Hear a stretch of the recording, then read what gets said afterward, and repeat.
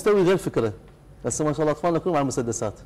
اي طبعا. عارفين الطوبه. لا انا كان يجيب لي طوبات. يجيب لك طوبه ويقول لك اضرب طوب كذا قدم. اي طبعا. هم كان يوجهك على يسرى يمنى تركز على لا والله انا يسراوي يعني انا صح انا يعني اسجل بالاهداف بالرجل اليمنى بس انا يعني اكثر شيء اي قوتي هو كان له فد دور بيها انه اللاعب العراقي اللي يسرى دائما عندنا احنا قليل اقم بهاي المساله. اي قليله. يعني هي موهبه من الله سبحانه وتعالى يعني وان الله يعني خلاني اقدر العب باليسرى هي يعني فطره من سبحان الله. اكيد وحتى قربه من القلب ويكون دفع الدم انها اقوى. كابتن ما زال نتحدث عن الكابتن يحيى علوان يعني سولف لي كابتن يحيى علوان في البيت يعني عصبي عندما تبدو منك يعني فد حاله لا جدا في حياتك الرياضيه تكون حاله سلبيه تشعر بانه يكون شديد اللهجه وياك يأنبك عليها؟ طبعا يعني طبعا من كنت يعني عمر المحدد يعني طبعا هو اي والد يعني يرشد ابنائه الى الطريق الصحيح بس هو هادئ ابوه يعني الوالد هادئ يعني شوف حتى باللعبات هادئ يعني حتى في البيت هو هادئ. شنو اللي يحب اكثر شيء في ياسر يحيى علوان يعني من كلاعب؟ والدي؟ ايه والدي شنو الشيء اللي يحبني يميزك يعني يحبك انه هاي الميزه موجوده بيك عن بقيه اللاعبين؟ اكيد فاصل يعني عن هذا الكلام قال لك مثلا انت عندك طبعا اي قال لي يعني انت يعني تكون لاعب جيد ومهاجم جيد يعني اتمنى لي هو يعني مستقبل مزهر بالكره وبعدنا يعني احنا صغار ان شاء الله نكون يعني السنوات المقبله اكثر تطورا يعني ان شاء الله. زين ياسر عندما يدرب كابتن يحيى علوان وانت تكون احد اللاعبين كنت مشاكل بهذا الموضوع يعني؟ طبعا هذا الشيء يعني تعايشت مع بغداد. اي تعايش يعني اني بغداد يعني تدري يعني اني رحت على سبيل الاعاره يعني لا اكثر ولا اقل. بطوله تشرين الموجوده صارت بطوله في اللاذقيه في سوريا حصلت على يعني بطوله لاعب في البطوله. اي الحمد لله والشكر قدرت ان احرز اهداف يعني حرزت على يعني اجمل هدف على مرمى الفيصل الاردني غلبنا 1-0 وصعدنا النهائي يعني بس تدري يعني يصير بعض الحزازيات ما ادري ليش يعني هذا من لاعبين ام من؟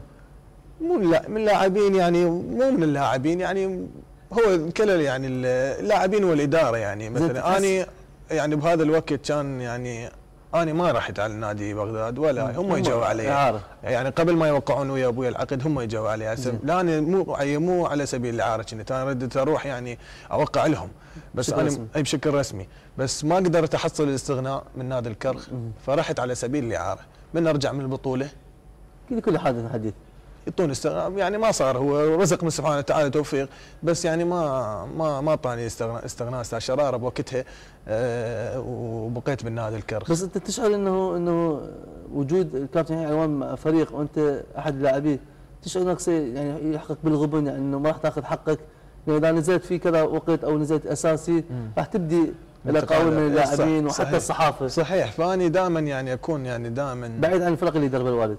بعيد يعني الوالد يعني يتمنى تدري ان ابويا مدرب منتخب وطني مدرب يعني منتخبات اي فريق يعني اي لاعب يقدر يتمنى يتدرب تحت اشرافه بس يعني انا اكون بعيد عنه لكي يعني موهبتي تبرز اكثر يعني.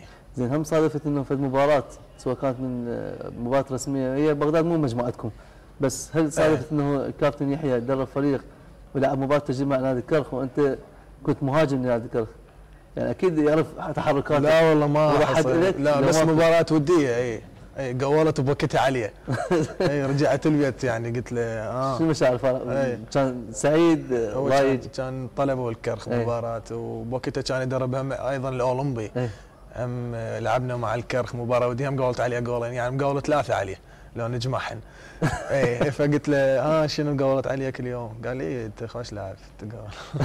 يعني حاصل صدف انه يعني الحلقه السابقه اللي كنت انا فيها كان معنا الكابتن القدير يحيى علوان وشاءت الصدف انه يكون المعد اليوم مهيئ الضيف ياسر يحيى علوان. كابتن ياسر يعني نتحدث عن انت تحدثت عن المنتخب الاولمبي في زمن الكابتن يحيى علوان لان كان عمرك ربما غير مناسب للاولمبي. نعم. لكن كان مناسب للشباب والاولمبي يعني صح. الان صحيح. يعني لماذا هذا الغبن اللي لاحق الكابتن ياسر يحيى علوان في منتخبات وطنيه؟ شنو السبب اللي انت بالعكس يعني ما ادري يعني اكو ثم سبب يعني في بالك؟ ما يعني منتخب شباب كنت موجود يعني من 60 لاعب الى 22 لاعب. المشاركه ما طلع استبعدني ما ادري ليش. يعني ما ساعدك حديث فيهم ما يصير يعني هو قناعه مدرب لا اكثر يعني ولا اقل. يعني بتدري انا ما من النوع يعني ما يعني ادخل هو كادر تدريبي هو يقدر يعني هو يقيم اللاعبين. يعني استبعد انا تدري يعني انا يعني اي لاعب يتمنى ان يمثل المنتخب الوطني او يحمل علم العراق على صدره ويمشي بالشارع والعالم تحبه والعالم تعرفه وانت قدمت الوطن انت قدمت هذا شيء بسيط يعني اقدم الوطن. بس يعني هو يعني استبعدني يعني ما ادري ليش منتخب شباب اخر شيء كنت حكيم؟ لا عبد الاله ما عرفت السبب لحد اللحظه؟ ما ادري يعني وجهه نظر فنيه نقول اكثر شيء. يعني انا اتمنى يعني بالعكس انا يعني حتى لو استبعدني يعني انا شافت انا وياه قبل فتره يعني يعني سلمت علي وكابتن شلونك اخبارك انا ما اشيل على قلب ما اشيل بقلبي يعني انا يعني بالعكس قلت له كابتن انا اتمنى لك التوفيق والله يوفقك ان شاء الله وما عندي شيء يعني. زين الاولمبي انت مؤهل الاولمبي والله هم قالوا لي هم اسمك موجود بالاخير هم شال اسمي ما يعني الدعوه انا قريتها حصريا يعني كان كابتن حيوان قبل ما يدخل انا اعطوني اياها الاسماء. موجود اسمي كان ما موجود اسمي اي ماكو هم كان بفتره هم قالوا لي انت اولمبي على المستوى اللي قدمته يعني السنه الماضيه. يعني هو التوفيق من الله يعني هو يعني لين في تشكيله المنتخب احد ابناء اللاعبين يعني اخر اسم كان عمر محمد طبره اللاعب المحترف في الدوري. بالعكس هذا هو عنده الموهبه وعنده ليش هو حاله حال العراق يعني حال اللاعبين يعني مثلا هسه موجود ابن سليم ملاخ مهيمن لاعب جيد ممتاز يعني شنو يعني يغبن حقه لانه هو ابن فلان وابن فلان. بس هي ما شاء الله الساحه الكرويه بدات تعج بالاسماء ابناء اللاعبين يعني سابقا ما كان لما واحد او اثنين هسه حاليا لا اكثر من نجم ما يعني ابنائهم منخرطين بالدوري العراقي مع الفئات العمريه منتخب ناشئين شباب.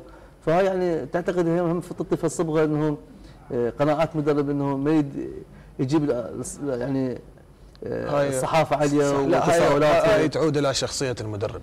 يعني المدرب شو الضرر اذا لاعب متمكن شنو الضرر؟ هاي انا اللي اقول لك عليه يعني شخصيه المدرب تكون اذا كانت قويه شخصيه المدرب وهو واثق من ان هذا اللاعب يفيده يعني ليش ما يسحب؟ حتى لو كان ابن من يكون. المهم يعني انت بعد هذه التشكيله الاولمبي واسمك موجود بها هل ذا نقاش مع الكابتن يحيى علوان انه انت يعني صفه الوالد يعني بعيدا عن الرياضه تفوح باسرار يعني عنده تقول له مثلا يعني ليش هذا الغبن اللي لحقني مع الاولمبي شو تاخذ حقي؟ والله يعني انا وشلون كان كيف شلون معاملته لك يعني شلون جوابه؟ يعني جوابه لك قال لي يعني ابوي تدري الوالدي يعني دائما يعني يحثني على التدريب حتى لو يعني ما انسحبت على يعني مستقبل موجود ان شاء الله. يعني تدرك اللاعب كرة القدم اهم شيء اللاعب نفسيا اذا كان مستقر نفسيا يقدم مستويات عالية ويقدم مجهود بدني رائع. بس يعني تدري حتى لو يعني انا يعني اقول للاعبين يعني حتى لو اكو لاعبين صراحة يعني نغبنا حقهم هسه بهاي دعوة الاولمبي لاعبين جيدين يعني فريق يعني تدري احنا اللاعبين العراقيين يعني موهوبين يعني اكيد يعني احثهم على التدريب يعني وحثهم يعني الحثهم ما يقطع الامل. هسه كابتن ياسر علوان من مالك اسم بقائمه المنتخب الاولمبي هذا مو نهايه المطاف. ما بطل يعني انت راح بعكس ما راح يصير عندك حافز صح طبعا انت تفلت جدارتك. هاي التشكيله هي ليست نهائيه ما زالت مباراه وديه وهاي اسماء اكيد كابتن ناظم شاكر راح يبعد اسماء وراح يدز على اسماء فانت ظل على رتب نفس الوضع النفسي والمعنوي والبدني اللي وصلت اليه انت تحافظ عليه.